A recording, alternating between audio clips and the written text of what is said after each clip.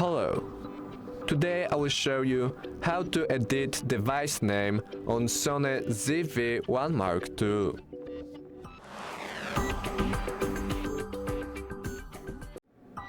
To start, open menu. Then choose Network icon and Network option. Then choose Edit device name. Then change the name as you like.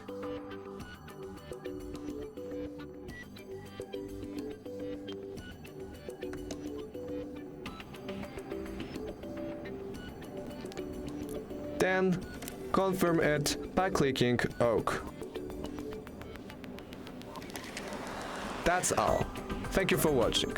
Make sure to subscribe.